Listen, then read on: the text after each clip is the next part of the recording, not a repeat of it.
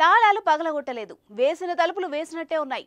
కానీ బ్యాంకులో డబ్బు బంగారం కనిపించకుండా పోయింది. ఇది ఎలా అని చుట్టూ చూస్తే అప్పుడు అర్థమైంది, ఇది కరుడు గట్టిన దొంగల పని అని. ముందు నుంచి రాని దొంగలు వెనక కిటికీలను తొలగించి స్మార్ట్గా దోచేశారు. అందిన కాడికి ఎత్తుకెళ్లారు. డబ్బు బంగారం ఏది వదలలేదు. కాకినాడ జిల్లా పత్తిపాడు మండలం ఉత్తరకంచి ఎస్బీఐ శాఖలో జరిగిన ఈ చోరీ ఇప్పుడు సంచలనం సృష్టిస్తోంది. బ్యాంకులో చోరీకి పక్కా ప్లాన్ వేశారు దొంగలు. గజం కేవలం 23,000 రూపాయలతో 165 గజాల భూమి కేవలం 38 లక్షలు మాత్రమే. ముందుగా భవనం వెనక వైపు నుంచి ఉన్న కిటికీని తొలగించి లోపలికొచ్చారు. బ్యాంకు వెనక వైపు నుండి 2 గ్యాస్ బండలు కట్టర్లతో భవనం ప్రహారీ దాటి వెనక ఉన్న ఓ కిటికీని కట్ చేసి దొంగలు చొరబడ్డారు. సీసీ కెమెరాలు పనిచేయకుండా తీగలను తొలగించారు. బ్యాంకులో ఉన్న 2 లాకర్లను కట్టర్తో ధ్వంసం చేసి సుమారు 75 లక్షలు విలువ చేసే డబ్బు బంగారం చోరీ చేశారు. పని అయిపోయాక అక్కడే గ్యాస్ కట్టర్ ఉపయోగించిన సిలిండర్లను వదిలేసి పారిపోయారు కేటుగాళ్లు.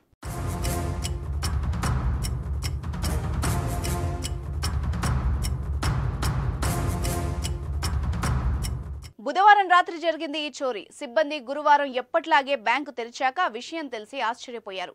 వెంటనే పోలీసులకు సమాచారం అందించారు. పోలీసులు రంగంలోకి దిగి విచారణ చేపట్టారు. సంఘటనా స్థలానికి జిల్లా ఎస్పీ సతీష్ కుమార్, పెద్దాపురం డీఎస్పీ లతా కుమార్తో పాటు క్లూస్ టీం, డాగ్ స్క్వాడ్ బృందాలు పరిశీలించాయి. త్వరలోనే నిందితుల్ని గుర్తించి అదుపులోకి తీసుకుంటామని ఎస్పీ తెలిపారు.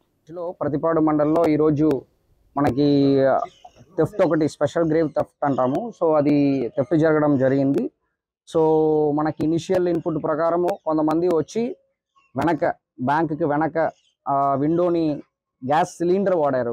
Gas cylinder plus welding plus gas cylinder use చేసుకొని వెనక విండో వైపు ఎంటర్ అయ్యి మన ఎక్కడ ఐరన్ చెస్ట్ ఉందో అదిని కట్ చేసేసి దొంగతనం చేయడం జరిగింది. ఇది మనం ప్రాపర్టీ వరద అరౌండ్ 70 to 75 lakhs వరద ప్రాపర్టీ ఇప్పుడు మిస్ అయినట్టు మనకి ఇనిషియల్ ఇన్పుట్ తెలుస్తుంది. ఇంకా ప్రాపర్గా అకౌంట్ ఫర్ చేసిన తర్వాత ఎగ్జాక్ట్ వాల్యూ అనేది మనకి తెలుస్తాయి. దీనిపైన మనకి స్పెషల్ టీమ్స్ ఫామ్ చేస్తాము.